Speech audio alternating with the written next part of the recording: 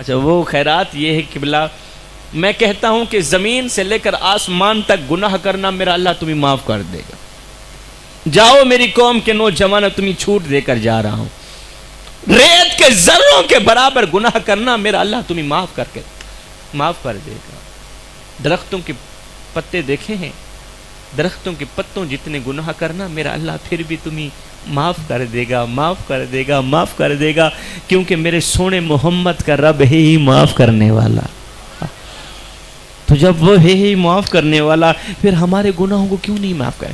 میں کہتا ہوں سب کچھ کرنا اللہ معاف کر دے گا، مگر کبھی بھی زندگی میں کبھی بھول کر بھی یہ ایک گناہ نہیں کرنا۔ او میری قوم کے نوجوانوں، یہ جو میری قوم کے نوجوان مجھے سوشل میڈیا پہ سنتے ہیں اور پھر وہ ملاقات کے لیے ترس رہے تھے، تو بار بار کوشش کرتے تھے بھئی ایک بار مسافت تو ہو جائے، سلام تو ہو جائے۔ میں انہی کے آگے گزارش کروں گا، قوم کے نوجوانوں، میری قوم کے نوجوانوں، آج تک آپ مجھے سوشل میڈیا پہ سنتے ہیں اور سنتے رہے ہو، جناب اعلیٰ سن بھی رہے ہو، تو میں نے بدلے میں کچھ نہیں مانگا، مگر آج میں آپ لوگوں سے تھوڑی سی خیرات ضرور مانگوں گا، پھر آپ لوگوں نے میری جولی میں خیرات ڈالنی بھی ہے۔ ہاں جی، میں کہتا ہوں سب کچھ کرنا اللہ معاف کر دے گا، مگر زندگی میں کبھی بھول کر بھی یہ ایک گناہ نہیں کرنا حضور والا۔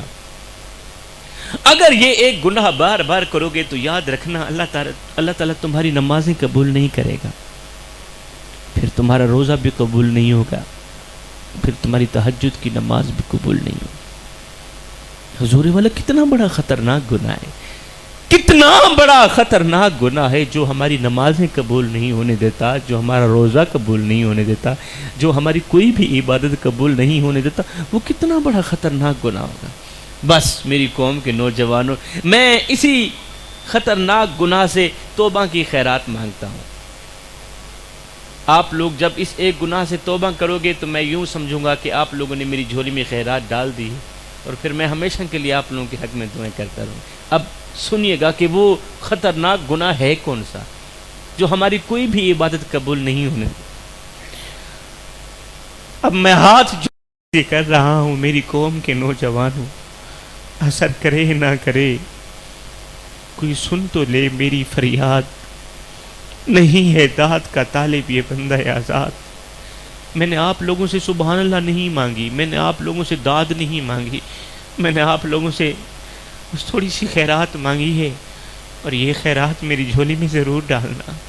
میں کہتا ہوں سب کچھ کرنا اللہ معاف کر دے گا، سب کچھ کرنا اللہ معاف کر دے گا، مگر زندگی میں کبھی بھول کر بھی اپنے بوڑھے باپ کی آنکھوں سے آنسو مت نکالنا۔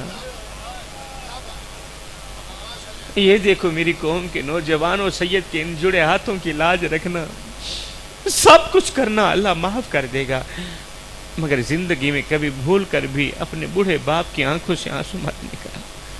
قسم ہے اللہ پاک کی، جس گھر میں بوڑھا باپ روتا ہو، جس گھر میں بوڑھی ماں روتی ہو، اس گھر میں رحمت کے فرشتے نہیں آتے۔ کس کس کا رونا رویا جائے۔ اسی مجمع کے اندر آج کتنے باپ بیٹھے ہیں جو راتوں کی تنہائیوں میں اٹھ اٹھ کے روتے ہیں، پوری پوری رات انہیں نیند نہیں آتی، پوری پوری رات ان کا دل بے چین رہتا ہے، دل بے قرار رہتا ہے۔ کیوں؟ اولاد جو نافرمان نکلی ہے۔ آج ماں مولوی کے پاس بیٹھی ہے، باپ پیر صاحب کے قدم دبا رہا ہے اور رو رو کر کہہ رہا ہے، پیر صاحب دعا کرو اللہ میری اولاد کو ہدایت دے دے۔ لیکھاں وچ وچھوڑے رہ گئے، رو رو اتھروں تھوڑے رہ گئے، کسے بھی میرا حال نہ پوچھیا، ہاتھ بھی میرے جوڑے رہ گئے، پتر ہن تے آ جا ہن گل چلا، کیونکہ زندگی دے دن تھوڑے رہ گئے، لیکھاں وچ وچھوڑے رہ گئے، ہجر تیرا جے پانی منگے تے میں خون نہ دے کینا، جی کر دے تینوں کول بٹھا کے درد پرانے چھیڑا۔ حضور والا بیٹا باپ سے لڑ پڑا تھا، جگڑ پڑا تھا، بیٹے کی باپ سے لڑائی ہو گئی۔ اب باپ بیٹے کو اچھا نہیں لگتا تھا، بیٹا کہتا تھا مجھے باپ سے نفرت ہو گئی، باپ کی چٹی داڑھی مجھے اچھی نہیں لگتی، باپ کی شکل مجھے اچھی نہیں لگتی۔ یہ کہتے ہوئے بیٹا دبئی چلا گیا، بیٹا یورپ چلا گیا، وہ امریکہ چلا گیا، 10 سال گزر گئے، بیٹا واپس نہ آیا۔ بوڑھا باپ ساری زندگی روتا رہا، بیٹے آ جاؤ، ایک بار مجھے اپنا مکھڑا تو دکھا جاؤ، ایک بار مجھے اپنی زیارت تو کرا جاؤ، مگر بیٹا نہ آیا۔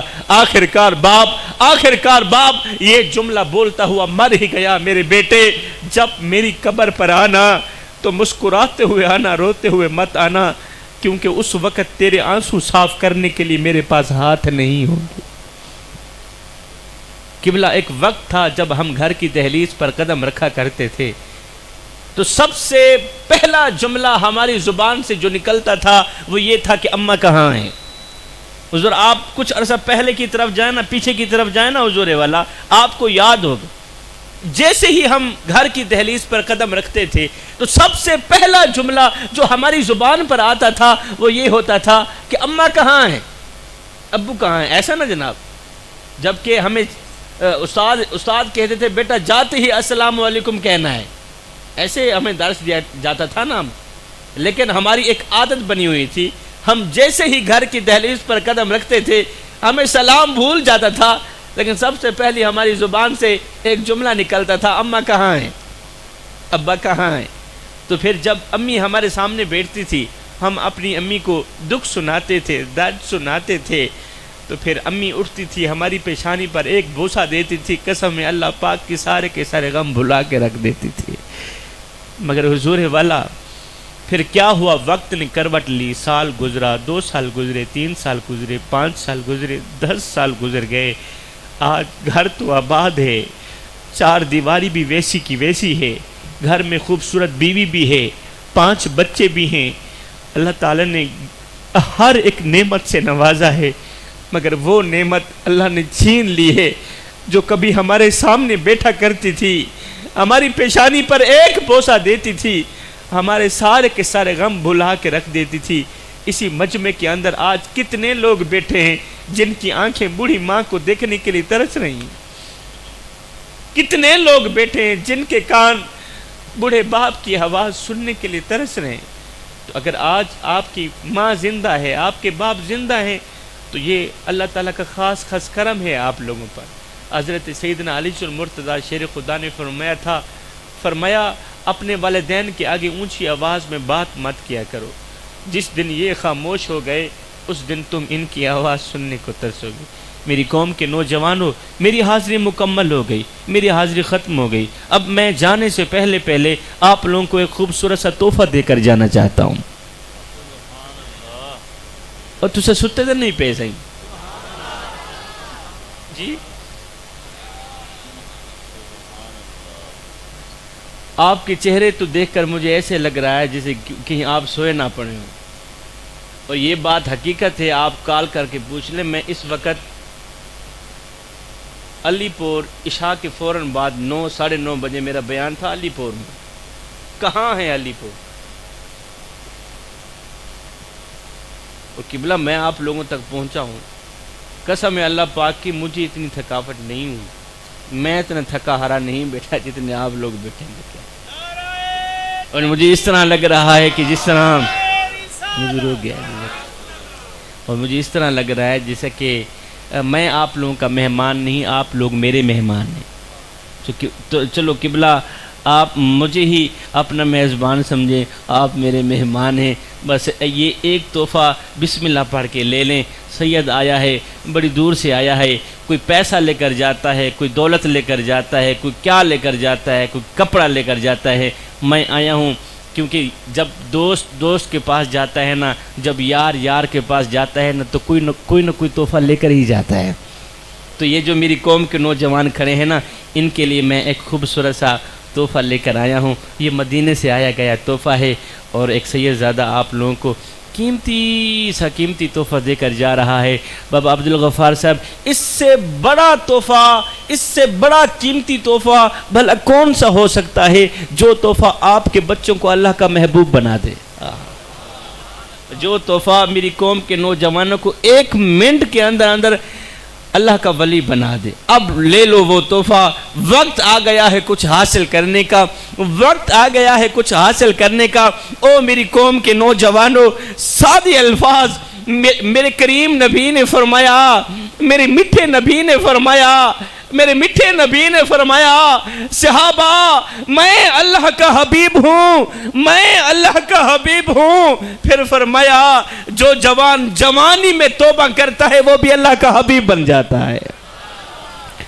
تو پھر جوانوں او نا اللہ کے حبیب بن جاؤ۔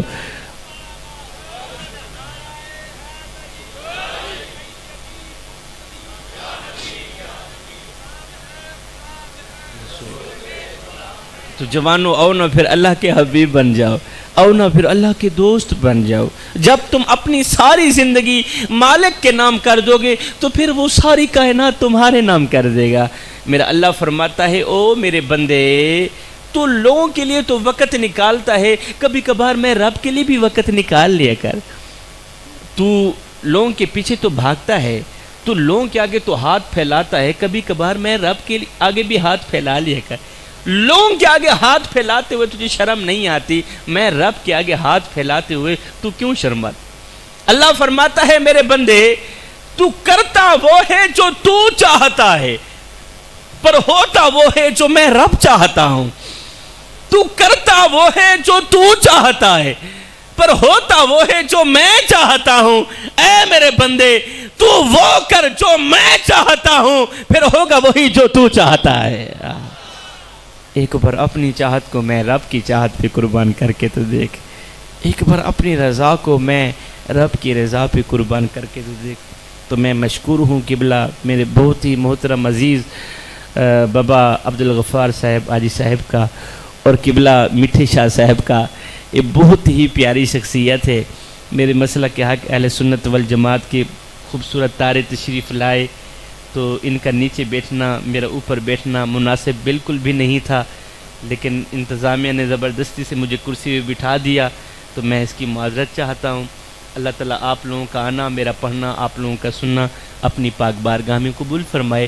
آمین ثم آمین وما علینا الا البلاغ المبین۔